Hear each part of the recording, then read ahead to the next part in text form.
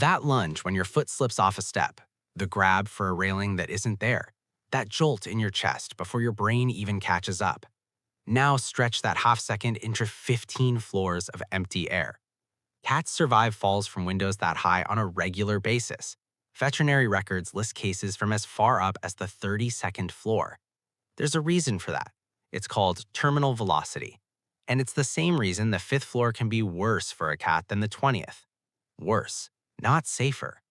Ask most people why any of this works, why a cat can fall that far and still be fine, and you'll get the same answer every time. Cats always land on their feet. End of story as far as most people are concerned. It's a tidy explanation, and it comes with a hidden assumption that height barely matters. A 5-foot tumble off the couch and a 15-story plunge get filed under the same mental folder. Cat falls, cat lands, cat's fine. Real physics doesn't sort itself into folders that neatly. Speed changes mid-fall. Posture changes mid-fall. What's happening to a body at the 1-second mark has almost nothing to do with what's happening at second 3, which is a strange thing to say about an animal that treats height as a personality trait. Your cat treats the top of the refrigerator like a mid-afternoon lounge chair. You hesitate on a 2-step stool and call for backup. Not luck, not fear. Math your cat's body runs mid-air, whether it wants to or not. Right up until it crosses that terminal velocity we named a minute ago, your cat is still speeding up, still tense, still bracing the wrong way, the same stiff flinch you'd have falling off a 2-step stool. Cross that line and the tension just stops. Everything about the landing changes. So what exactly flips the switch? A falling cat has a speed limit. So does a falling human. It just sits twice as high. For a cat, that ceiling is around 60 miles per hour or 97 kilometers per hour. For an adult human, it's closer to 120 miles per hour or 193 kilometers per hour based on the same veterinary research that first measured it. The gap comes down to surface area against body weight. A cat's body catches more air relative to how little it weighs, the same reason a sheet of paper drifts slower than a coin, even though both are just falling. Surface area buys time. And time is exactly what a low floor doesn't give you. Below a certain height, nothing falling ever reaches its speed limit at all. The drop simply ends before the physics has a chance to finish. Reaching that speed limit is step 1, though.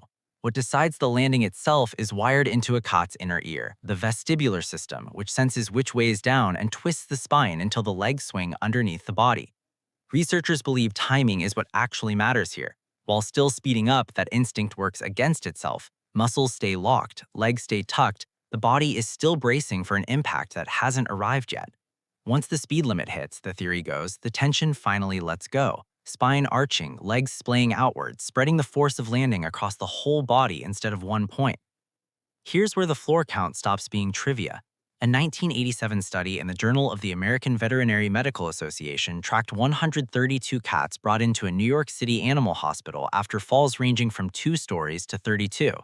Cats that fell from below 7 stories were consistently the worst off, still tense, still speeding up, still bracing wrong. 7 stories, that's the line researchers drew.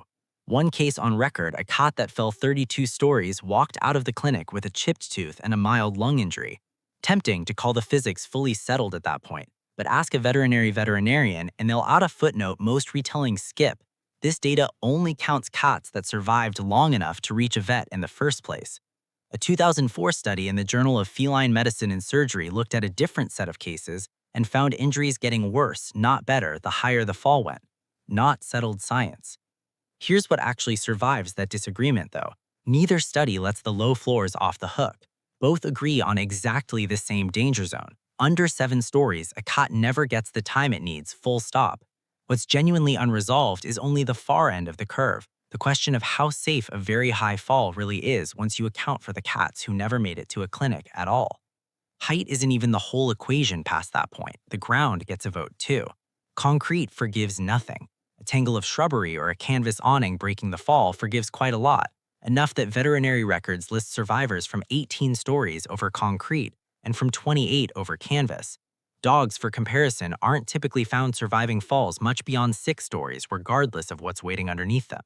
Which is why the 5th floor is the one worth taking seriously. Not because the 20th is proven safe, but because the 5th is the one thing every study on every side of the disagreement actually agrees on. That agreement isn't just a New York statistic either. In Singapore, where most residents live in high-rise housing blocks, animal welfare officers report handling around 5 high-rise syndrome cases a week during the warmer months, close to 260 falls a year, with nearly half fatal on impact.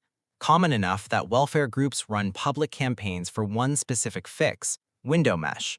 Same 7-story math, just a different fix: a screen bolted to a window instead of legs built for exactly this. Here's a detail most retellings skip. Cats solved the falling problem by getting good at landing. Your ancestors solved it by getting good at not letting go in the first place.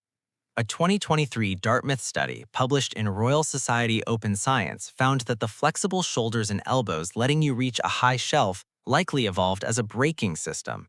Heavier apes climbing down from trees needed to control the descent, not survive a crash landing. Not a settled debate either. Paleoanthropologists still argue how much that risk shaped the human body, but even the skeptics agree falling was dangerous enough to leave a mark on your skeleton.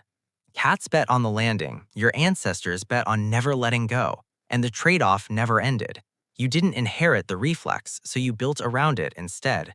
Elevators, safety gloss, an entire insurance industry resting on the assumption that gravity eventually wins. Millions of years of shoulder evolution followed by a few thousand years of deciding the safest option is just not testing it. That lunge when your foot slips off a step, the grab for a railing that isn't there, that jolt in your chest before your brain even catches up, is the same physics your cat deals with, just stretched across 15 floors instead of one stair. The difference is time. You never fall long enough to relax into it. Your cat, from high enough up, does. So next time someone tells you to keep your cat away from the upper floors, ask which floor they actually mean. The real risk was never the 20th. Your foot still remembers that missing step. Your cat never blinked.